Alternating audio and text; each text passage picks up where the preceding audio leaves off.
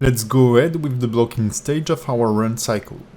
We will now work on the down pose, also called passing pose, where the contacting foot is more or less aligned with the center of gravity of our character, and the opposite foot is passing or almost passing the center of gravity depending on the kind of run you're doing. Note that the torso root has a bit of left to right motion, where the weight is shifting toward the contacting foot. But this left to right motion needs to be more subtle than on a walk cycle, or your character will feel very heavy.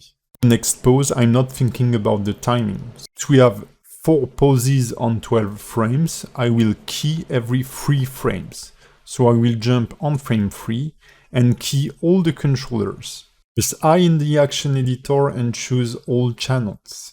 During the blocking stage, it's important to key the whole character on each main poses to avoid any foot sliding or weird interpolation of the different controllers. Lower the right foot to the ground level, cancel the rotation on the foot roll, and place it under the root of the character.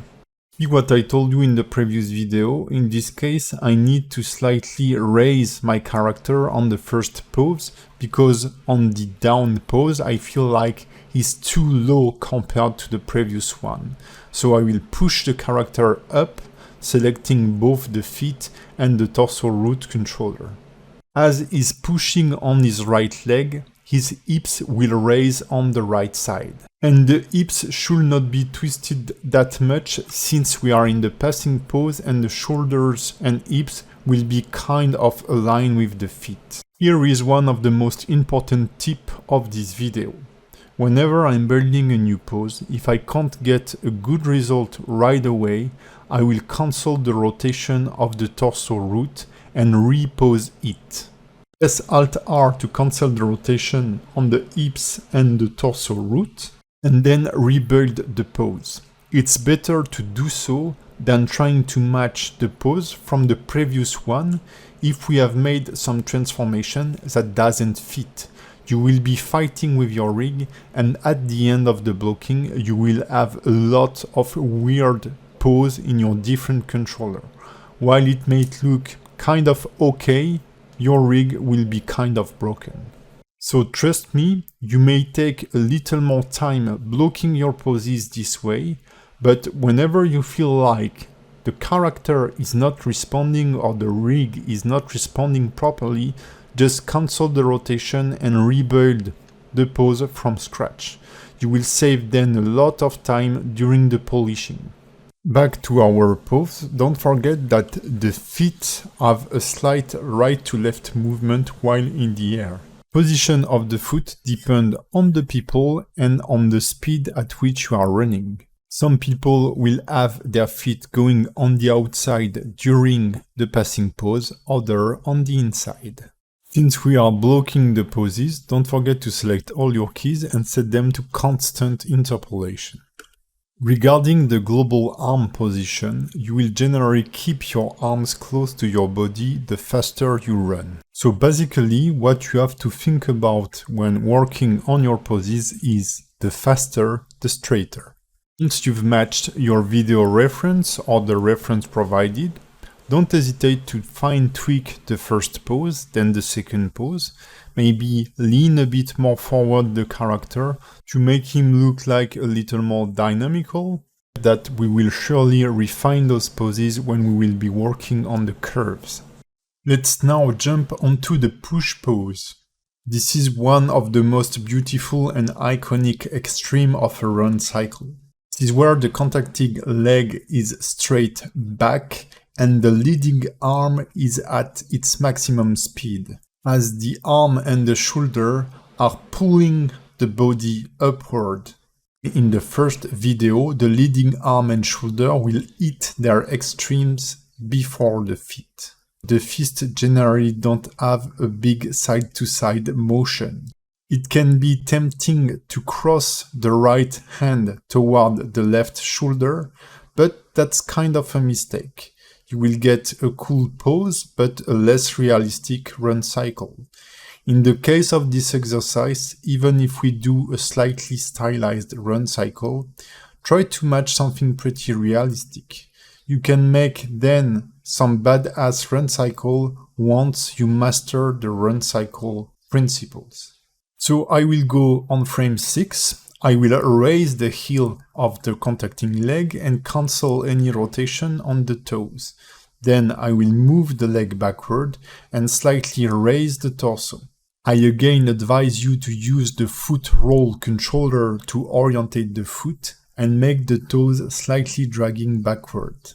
As usual for this kind of cycle, the hips will be twisting toward the forward leg, and the torso root and chest controller will be twisting the opposite direction. The left shoulder needs to be raised back, and the left elbow is almost at its highest point.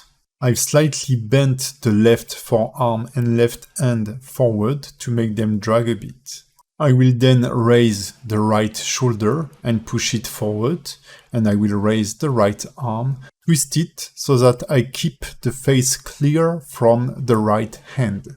The final touch is to make the legs, feet and knees a little straighten, so that we get a good aerodynamism and a pose that tells you, hey, I'm going forward. This relies a lot on lines of action, but we will deal with this animation principle a little later in this course. For the time being, just look at how the silhouette tells us that the character is pushing up and forward. The last pose we will have to build is the up pose. This is going to be pretty straightforward, since this is when most of our controllers hit their extreme poses. Make sure you're twisting the chest and the hips to the maximum. The left shoulder and left elbow are at their highest point. So does the right shoulder and the right hand.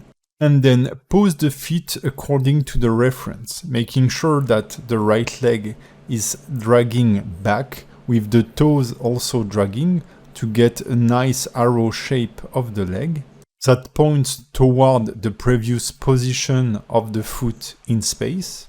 And then, as usual, don't hesitate to rework each controller to get a better pose.